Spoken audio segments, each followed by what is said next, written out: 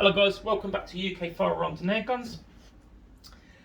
And today I've brought myself a new rifle, an SMK DB5. Well, it's not new, it's actually used, but the guy that I brought it off said he only put a tenner pellets for it and only had it for a few months. And when I looked at the rifle and I collected it off him, it does look like he's only had like about a tin of pellets for it, and it looks more or less brand new. Okay, so you might be wondering, why have I gone out and brought an SMK DB5? Because let's face it, the DB ranges of SMK don't exactly have the bestest reputation. Not from what I've read and what I've watched on YouTube and stuff like that, okay? They are, shall we say, a budget gun, alright? However, that is why I actually wanted an SMK DB5. Because if you've been watching my channel, you will notice that I'm more of a PCP, firearms and CO2 kind of guy. I don't really shoot springers. I've only ever had one springer, and that was an SMK B2, and I brought that, oh bloody hell, back in 2003 I brought that when I was 17 years old. And I never shot it. No, I never shot it. So what I ended up doing was just giving it to my mate. So I've not really had too much experience with spring guns, to be honest with you. And I kind of wanted just to see how they are and if I like them. So that's why I've gone and brought an SMK DB5, because I didn't want to spend, say, like £300–400 on an air arms spring gun, and then find out that next week that actually spring guns are not really my thing, and I prefer CO2 and PCPs, and I never end up touching that spring gun again, and I've just wasted £300–400 on a gun. Alright, this way I brought this gun second hand. It's in good nick. I saw it on a forum being sold, and I brought it basically for 50 quid. So for 50 quid, I've got myself a new rifle, more or less.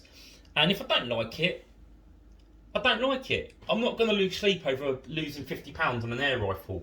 You know, if that's the case, I could probably just sell it for 40 quid anyway. So I could more or less get my money back for it anyhow. All right. But I wanted to try it. And also what I wanted to do is, because most PCP guns, they don't actually have irons on them, do they? So I quite like shooting open sights. Yeah, I like shooting iron sights. When I first learned to shoot, when I joined the army, I learned to shoot with iron sights, not with optics. I don't know what it's like nowadays in the armed forces with basic training, but when I went through basic training back in 2003, you had to learn how to shoot with iron sights in infantry training before you went over to SUSAT optics. Okay, so I actually do quite like shooting open sights. I don't really have any rifles with any open sights or iron sights on them, what you want to ever call them. So hopefully, you know, this will be a bit more of a challenge as well to with shooting, because at 20 meters with a PCP with an optic, it's not particularly hard to hit the target or get good groupings. So hopefully this will be a bit more of a challenge for me, to be honest with you. Yeah, so I'm going to just do a quick overview and unboxing of this rifle. So as you can see on the actual box, it comes in a cardboard box, and it has a sticker on the front with a picture of the SMK DB5. This is a 2.2, and that's clearly marked on the box as .22, 5.5mm. It also has some other stuff in there like sport marketing, SMK, caution not a toy. And it's got some other bits and bobs in there, i.e. basically the velocity, which for a 2.2 is 550 foot per second, they claim, and for a 177 it's up to 720 foot per second. Okay, it does say it has a two-stage trigger, which I don't think it does. Yeah, and it's just got things like on there like, you know, it's the length is 41 inches. The barrel is steel with 12 grooves, and it's a right-handed twist. Sight's a fibre optic. You know, so basically that's what's on the box, yeah? So if we actually look inside the box how the rifle comes, just zoom out a little bit so you can actually see. Right, the rifle comes in the cardboard box, as I said, and then you have inside the box the actual rifle. Oh, sorry, I forgot to say, I've got the sight as well with the rifle. To be honest with you, I'm not too fussed about this sight. I'm probably not going to use it. It's only a 4x28 scope, so it was chucked in with the deal. However, like I stated earlier, I just want this really for open sights. And if I do end up putting an optic on it, I've got better ones anyway than this. So it's handy to have just a spare optic. But yeah, you know, I probably won't use that. All right, let's get that out of the way, because I don't think the actual optic comes with the gun. Okay. So yeah, so inside the box, the rifle comes packed with a bit of foam over by the muzzle end and a bit of foam down by the butt. Now, okay, this doesn't look particularly great how it's been packed. However, I will state this is packed better than a Ruger 1022. This is not the worst gun that I've brought that's been packed worse. There's a lot of guns that I've brought in the past that has actually had worse packing than this gun, to be honest with you. And I really mean that. Like this, at least this keeps it in the box. You know, stops it rattling around the box quite a bit. You know, that's not too bad. I've had guns where literally they've had nothing in there, just come in a cardboard box, and they just get thrown around in the box. And we're talking about guns that cost 4 or 5 times the price of this. All right.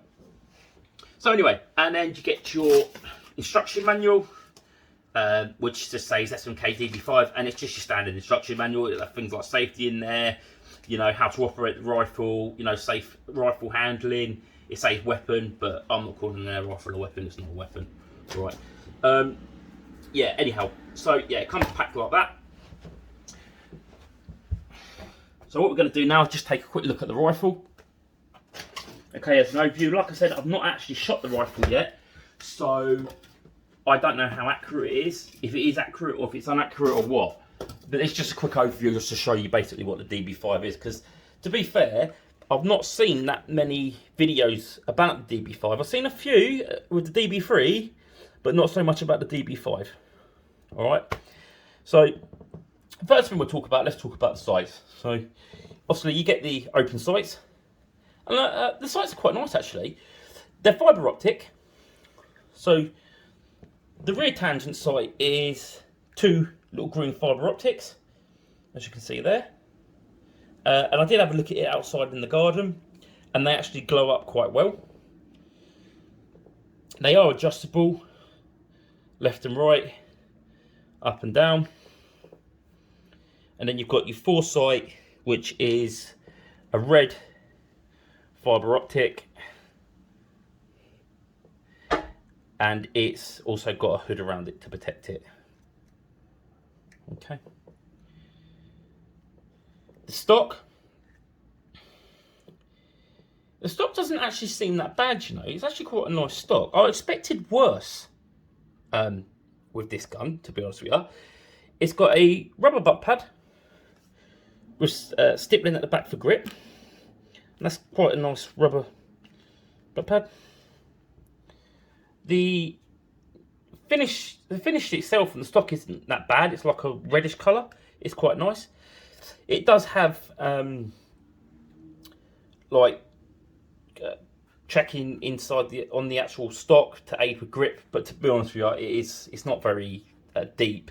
It's kind of more of a cosmetic thing, I think. But it's nice that they actually put it in there. It looks nice, I think, for how much you pay for the rifle. I mean, new, I think these go for about £80.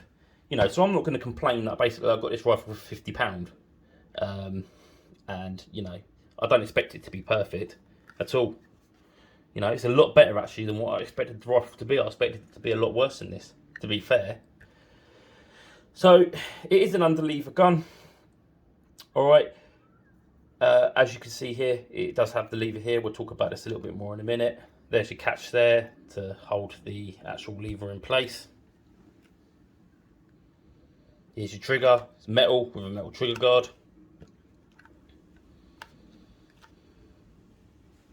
It's obviously got its 11mm dovetail rails there for the scope, and it does have a stop on it, which by the looks of it, it's got a screw in it, so it is removed. You can move it back and forth to stop scopes creep, which is nice.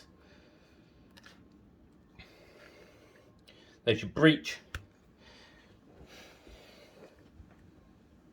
So yeah, that's what I want to talk about actually. So when you actually cock the rifle, unfortunately this rifle does not have a safety on it. Okay, there is no safety on this rifle. I don't know if this rifle has a bear trap on it or not. I do believe it doesn't. There's some other safety device that holds this breech back, but it doesn't seem to have the notches in it like the more expensive rifles do. Okay. So anyway, cocking the gun. Yeah, that is actually not that bad to me. It's not. That's quite smooth. I expected that to be really rough, to be honest with you, but it's not. It's actually quite smooth. It doesn't take a lot of effort. You know, I do believe a teenager could do this quite easily, to be honest with you. With the cocking, maybe a young child would struggle. You know, if you had like a little 10, 11-year-old you was teaching to shoot, they might struggle with trying to cock this, okay? But obviously, if you are shooting with children, teaching them to shoot, you need to watch them 24/7 anyway, so you just do it for them, don't you? But, you know, so it does actually feel quite smooth, which, you know, is actually quite good. And this is something I wanted to actually talk about, because I've watched a few videos about these DB3s and stuff from that, because like I said, there's not a lot of videos about the DB5. So, a lot of the stuff I've watched about these rifles are the DB3s. Now, this rifle does seem to be built a lot better than the DB3s. Like, the sights are better, but this is... I think if you look at some of the DB3 videos, or you got a DB3, I think this will confirm it, and if they've changed it on the DB3s as well, I don't know. But, you know, if you look inside, right, I'll keep my hand on the actual leather, so it doesn't spring back on me, right? If you actually look inside the breech, can you see it's all one piece? Now, on these DB3s that I've seen, it's like they're two separate pieces. This is a one piece. So the build quality of this gun, it does seem a lot better than what I actually expected it to be. And, you know, I'm actually, you know, for £50 that I paid for this rifle, I think it's well worth 50 quid. I mean, you know, like I said, I don't actually expect much from it. It's just I wanted to try a spring gun, and I didn't want to spend too much money on it in case I don't like them. But from first impressions with this rifle, you know, it's not that bad. Now, I don't expect it's going to be getting pellet on pellet accuracy at 20 metres, but, you know, the actual first impressions of this rifle is actually not made that bad. It seems to be quite good. I will take the stock off later and have a look, actually, underneath, just to make sure that it's everything under there, what you can't see, is decent quality as well, or if this is just like, how can I put it? Do you know when a kid tidies the room and they chuck everything in the closet and it looks tidy but it's really not? Yeah, so that's what I'm trying to get out with this gun. You know, does it look good on the outside, but as soon as you take the stock off and start seeing all the stuff underneath, does it look like it's quite bad type thing? So we'll have a look at that later. But first impressions, the gun actually seems alright. One thing I do like about this gun, just fire off the action, it is empty. Yeah, see, that doesn't feel like a two-stage trigger at all. I can't imagine this trigger's adjustable. It does not feel like a two-stage. I don't know where they get the idea that this is a two-stage trigger.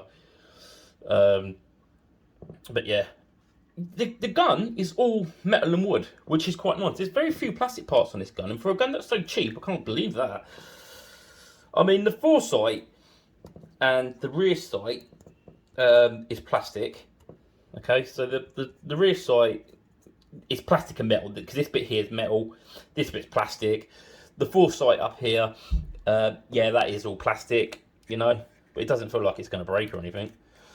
Obviously, you got the plastic on here, on the front of the cocking lever. And then there's a bit of plastic at the back here on the cap, which, to be fair, most air rifles have a plastic backing like this. From what I've seen, they do anyway. Apart from that, that is all the plastic on this gun. So, for a gun that costs new around about £80, I don't think that's bad at all, you know. You know, it might be a bit crude in places. Like, you know, that seems a bit crude there with this bit here and that. But for £80 new, and I mean £50 second hand, what I paid for it, I don't think that's a bad deal at all. So we will be doing some accuracy testing with this video, both on open sights and scope, because I will see what it's like with a scope, and then after I've done the actual accuracy test, I'll just take the scope off and carry on using the open sights. But we will test them, okay? And hopefully, if you're watching, Mark, if I can borrow your B2 air rifle at some point, so I can do a direct comparison between the SMK DB5 and the SMK B2, because they're both budget rifles and they both seem to cost them around about the same ballpark. and do a comparison basically on accuracy and build quality and stuff like that, that'd be great. Okay, so thanks for watching, guys.